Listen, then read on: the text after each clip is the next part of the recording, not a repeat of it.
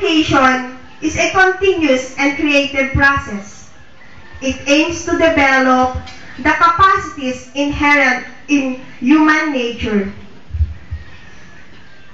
Edukasyon, gaya na ng sabi ng valedictorian natin, ang solusyon.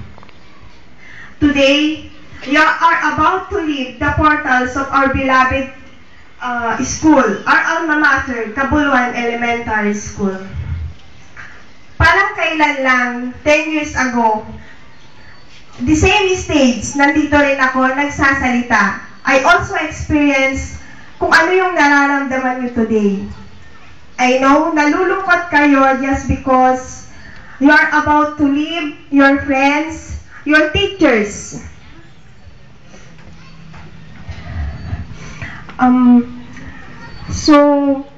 Pero wag kayong matakot. Kasi yan nag-umpisa yung sinasabi nilang challenge. Today, education needs an expanded definition that faces from today's largely economic society. Education is the most important thing that we can inherit from our parents.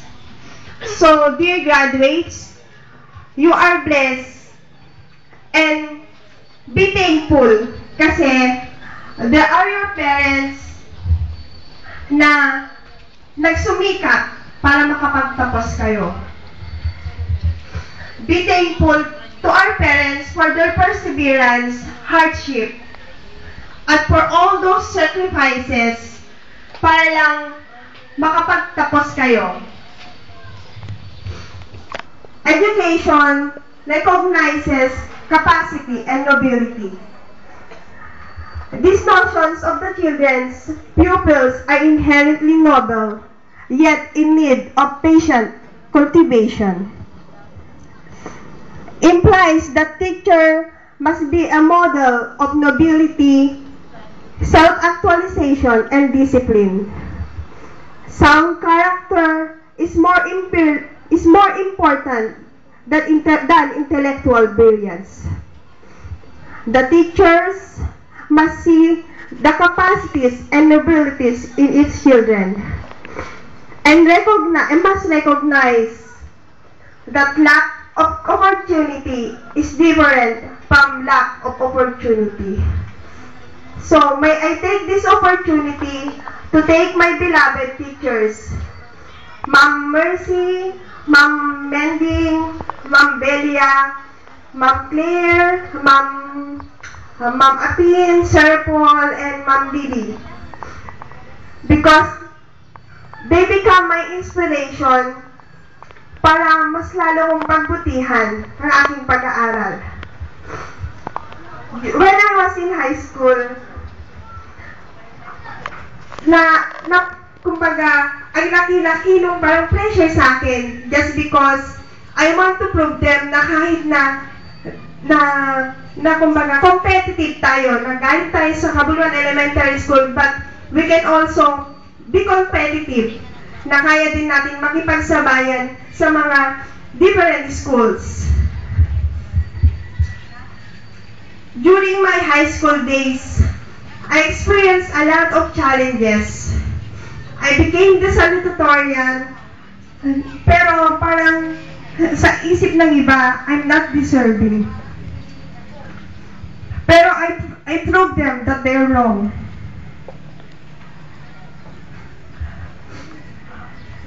During my college days, mas maraming challenges and problems na nangyari sa akin.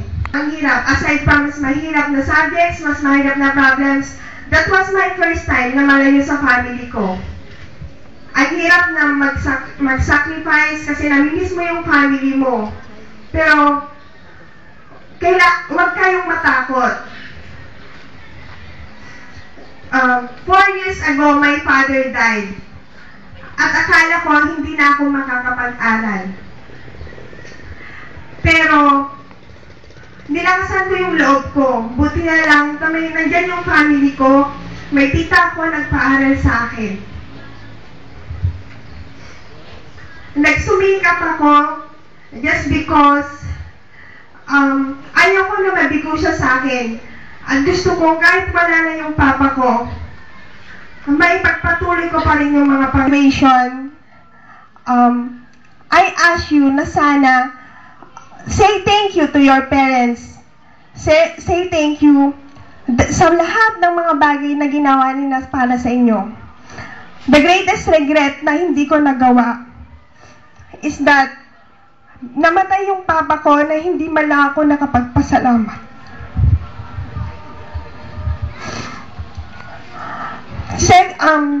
Nung college ako, katulad nyo rin ako. Hindi naman ako galing sa isang napakayamang pamilya. Na-experience ko rin mahirapan.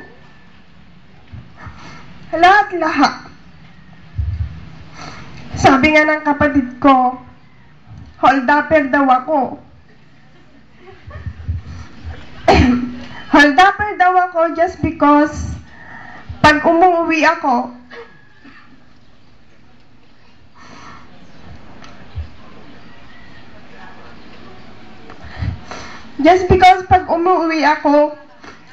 lahat ng pera nila binibigay nila sa akin.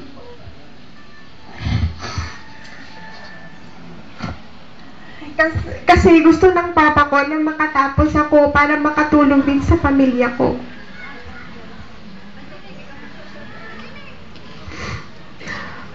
So, dear graduates, sana pagbutihan nyo yung pag-aaral nyo.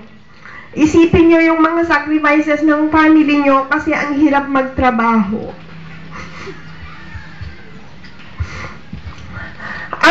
After graduation, before ako nag-graduate, siguro 1 year akong nagsumikap talaga ako, pinagbutihan ko yung pag-aaral ko. And 1 year siguro akong nagdasal. Every time na nagsisimba ako, I always prayed na sana magkatrabaho ako kaagad just because I want to help my family. And thanks God, after my graduation, I graduate March 2008 and April, I started to work. Just because gusto ko talagang makatulong. Ngayon, ako yung nagpapaaral sa kapatid ko and I'm thankful kasi naging mabuti naman yung kapatid ko. Nakikita ko sa kanya yung talagang pagsisikap niya sa pag-aaral. Kaya lagi kong sinasabi sa kanya na mag-aral siyang mabuti. Kasi kung may time man na siguro maano siya sa droga, ang unang-unang masasaktan ako kasi ang hirap magtrabaho. So, dear graduates, be thankful talaga kasi may mga parents kayo. Believe ako sa mga parents kasi ginagawa nila lahat just for you. Sa mga parents ngayon, saludo po ako sa inyo. Salamat po. In behalf of the graduating class, salamat po. Maraming salamat.